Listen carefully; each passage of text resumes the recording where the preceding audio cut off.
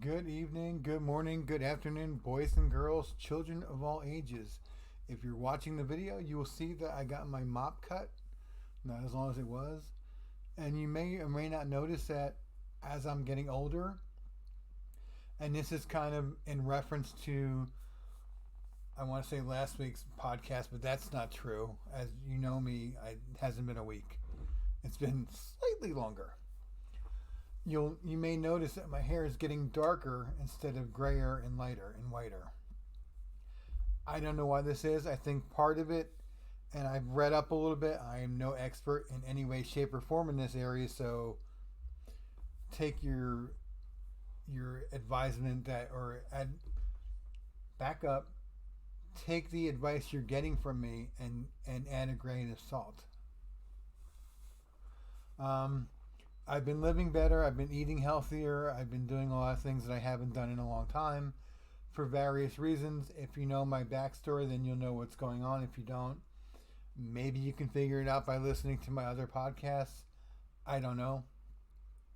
That's up to you. But I've noticed that I'm getting more dark or black hairs growing into my beard, into my mustache, on my face. It's really weird that I don't want to say I'm aging backwards, but my skin looks better than it has, except for a little bit of acne or something going on under my eyes. But aside from that, I'm feeling pretty much great for an old man. An old man of almost 55.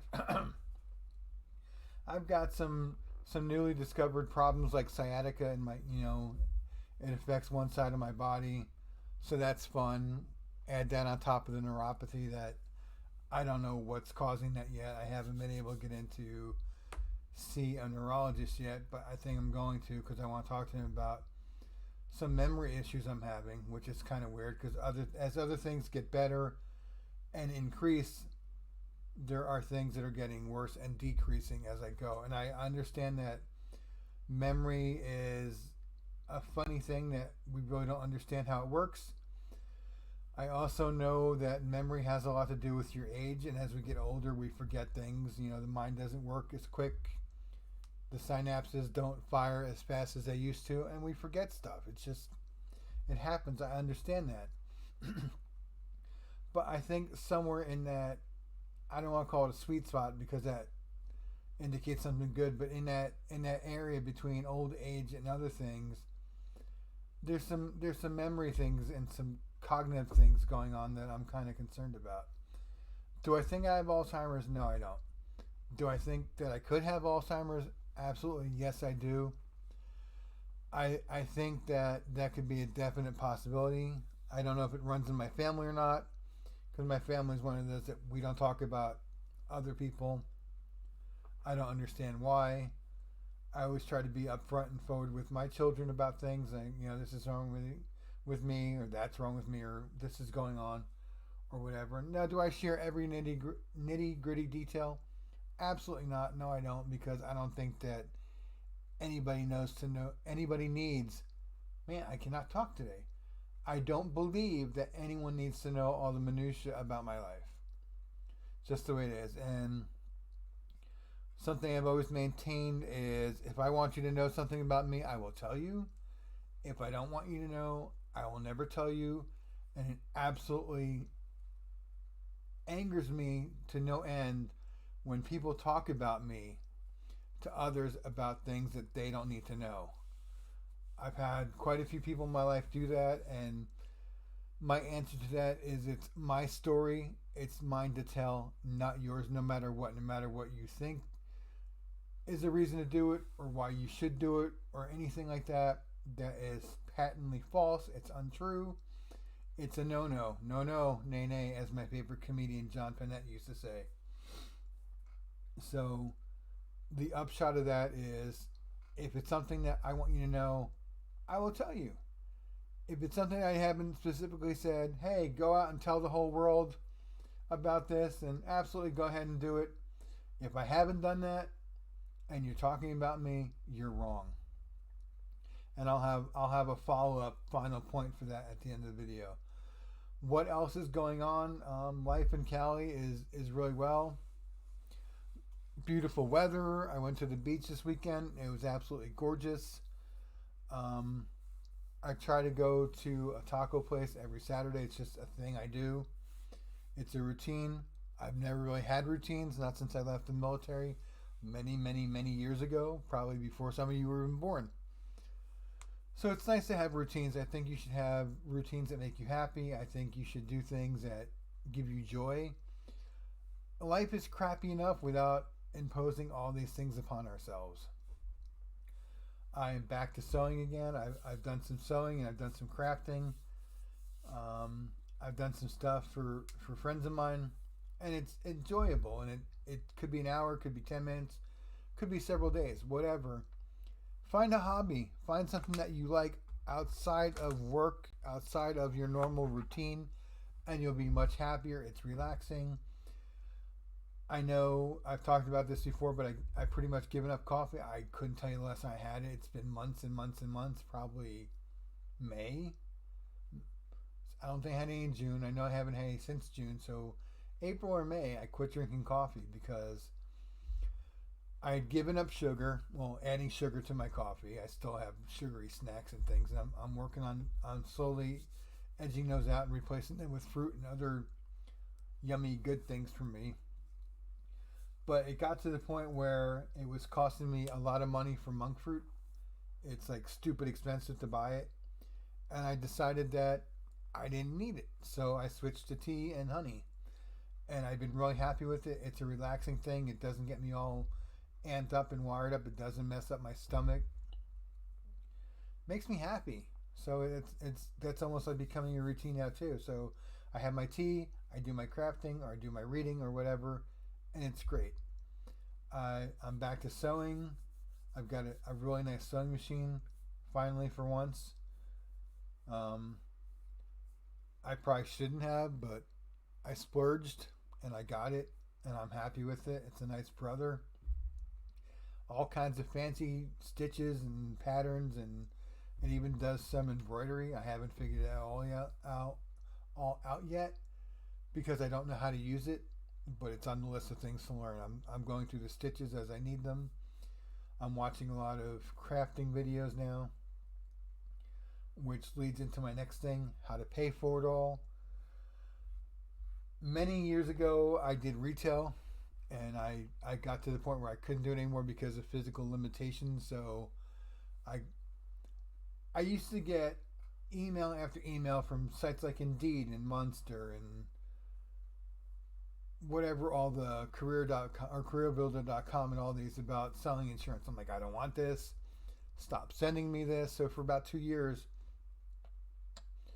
I just either ignored it or I sent back emails to the person sending out the email saying, hey, look, I don't care. I don't want to do this. But I eventually did take the test. I got my license to sell insurance. I worked for Woodman Life for a little over a year, and 99% I enjoyed it. I did really well at it. And then my manager who had trained me left and went back to being an agent on his own. So we got two new managers to split up our office. Some went to one, some went to the other. I chose the one that was kind of closer to me. I thought that would be a good move. Turns out it wasn't. I won't mention this person's name, but they were more interested in recruiting new people than dealing with the people they inherited. It was pretty much you're on your own, which is fine to a point if you know what you're doing. When you get your license, you do all the studying, you take the exam, and they say, okay, here you go, congratulations, you can now sell life insurance or property and casualty or health or whatever it is. You can sell those in your state. Nobody teaches you how to sell it or how to answer certain questions. And sure, you can call people while you're out in the field, and that's great if they answer you, but this one particular manager was always too busy anytime I needed her to go in the field with me because it was something I never dealt with, like rolling over an annuity or changing an insurance policy into something else and turning something else into an insurance policy. There wasn't a whole lot on the company website about how to do it. It was a lot of, you're in the field, go do it.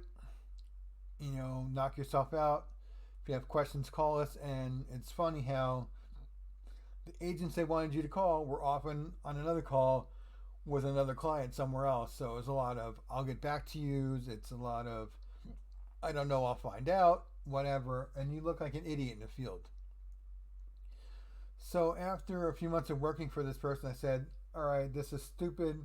I'm not getting anywhere. I'm spending more time on the phone than I am with clients. And the way that Woodman was set up was, well, not so much how they were set up, but how they operated where I was there was an agent, and she was like a legend in the field, and she went out and she signed up dozens and dozens and dozens of people. And then life happened. She got older. She stepped away from selling insurance, and all these people were left without an agent. Now, I'm not saying every agent will contact you all the time or stay on top of things with you, but you should check in with people from time to time, at least once a year. So by the time I inherited these particular clients, they hadn't been seen by anybody in a decade, or some people even longer, since they got the policy. The agent said, thank you very much, and that was the last time that they ever talked to this client. And I think that's ridiculous. So that was another thing they added on. So to wrap this up a little bit, I went to a different company, and that was all they cared about was how many leads are you buying, how much money are you spending. And again, they had morning calls, but they weren't training calls. They were what myself and some other people I know refer to rah calls. It was all about rah, go, go, go, do it, yelling things at you and trying to get you pumped up, which really just made you mad. And it was annoying. It wasn't anything helpful. It wasn't anything positive. It's like, oh, go sell $1 million today. And they didn't tell you how to do that. So there was none of that. So I went to a third company thinking, I went to a third company that was all online, and I had some issues, and a bunch of us had issues. And we emailed the guy, and he said, you know what? We're not going to do this anymore. We're going in a different direction. Thanks for all you've done. Goodbye, good luck. And that was the end of that. I went to a fourth company, and it was more of the same. It was more about how much money are you spending? How much money are you spending? How many leads did you buy? How many leads did you buy? How many leads did you buy? And I think they had an agreement with this lead provider to send all their agents to them, so they were getting something on the back end. I can't prove it. I have nothing tangible to show you to say this is what happened and this is why I say that. So there was a lot of that. So I quit. Oh, excuse me. In the meantime, I've taken some classes. I've learned some stuff about IT, and I found out that I don't really have the brain anymore to learn this stuff. So, as any good person would do, I'm going back to insurance. I've been talking to a couple of people for a company. I won't say their name today until I know how things work out, because I don't want anything out there that's not going to be true down the road. But it looks like they've got a good training program. It looks like they're on the ball about this stuff. When you have questions, there's plenty of people to ask. They do meetings every week. If you have questions or you have problems or whatever, you can talk it out with somebody that's been there, that's done that. It's done all the things for you already, and they know what they're doing and how to help you. So I'm going to give it a shot. It can't hurt me. I will be getting my license in California. I will eventually be getting my securities license or my financial license. Oh, excuse me again. I'm not sure if it's Series 6 or 7 or whatever it is, but I will be able to talk about mutual funds and annuities and things like that, securities products, for lack of a better word, and they do some other stuff as well. So the sky's the limit. The only thing that's going to hold me back this time is me, and I'm not going to let that happen again. I've got a great support team now. I've got a lot of friends in my corner that are here for me, that will help me out, that will do all that stuff. So yeah, things are looking up. God is good all the time. All the time, God is good. He's always got me. He's got you, and you, and you, and you, and you, and especially you back there in the corner. Yeah, you. I can't stress enough how important it is to have a solid, great, strong relationship with God and with His Son. Your life will be 11 million% better, If you do it, it's not hard to do. It starts with, hey God, I'm here, I'm your child, and just start a conversation with him. I know a lot of people will be rolling their eyes and saying, God doesn't exist, or you're talking to yourself or whatever. I don't choose to believe that. And there have been things in my life that the closer I get to God, the more things happen for me and the better off I am. And I don't do it for physical rewards or financial rewards. I do it to grow closer to God, to have that strong walk with him. Am I perfect? Absolutely not. But I have changed. I don't do the drinking anymore. I try very hard not to do the cursing anymore. It happens. It slips out. I'm from Jersey. What can I tell you? But I am trying every day. I try every day. I wake up and I try to do better. And I am better than I was. And there are a lot of people in my life, or that were in my life, that didn't like it because I wasn't the same fun-loving whatever guy. I had changed. I didn't like things anymore. There are TV shows that I won't watch, even though they were longtime favorites. Or if there's something I don't like in a TV show I'm watching, if I can, I fast forward. If I can't, I turn it off and I go do something else. I'll go craft. I'll go read. I'll take a walk around the block. I'll do other things because frankly, I don't need that garbage in my life anymore. And I'm not pointing fingers. I'm not judging. I'm not saying don't do things you enjoy. But I can promise you there are probably better things that you could be doing with your time. Porn used to be a big problem for me, and it's a big problem for a lot of people, and it's not anymore because I had that conversation with God, and he got me through it.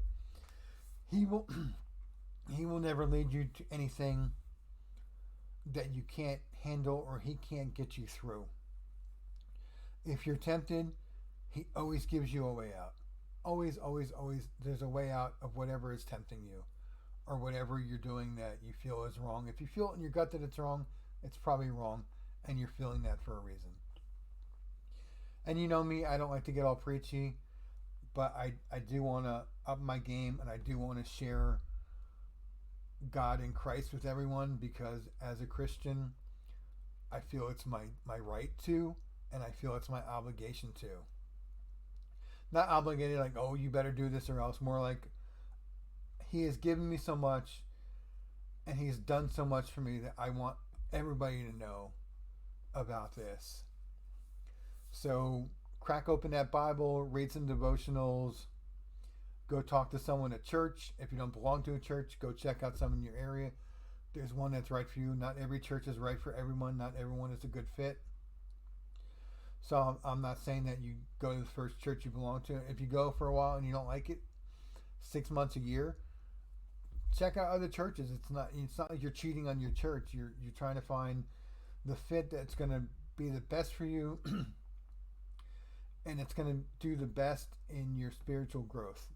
Because you should always be trying, like any other muscle, your faith is something that you should work out and you should exercise every day to get stronger and better about it.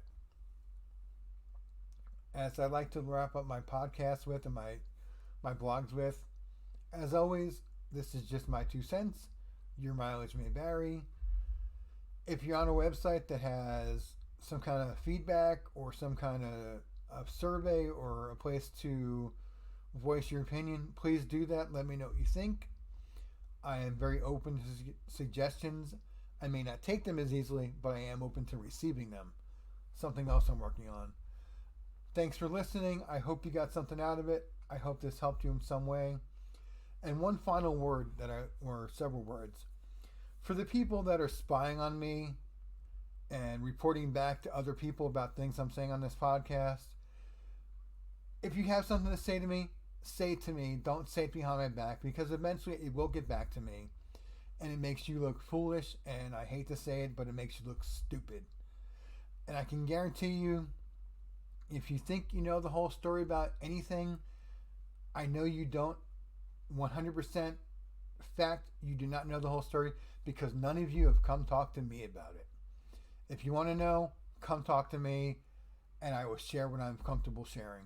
If not, keep your opinions to yourself, keep your nose out of my business, and stay in your own lane. Thank you very much. God bless, and I love you all.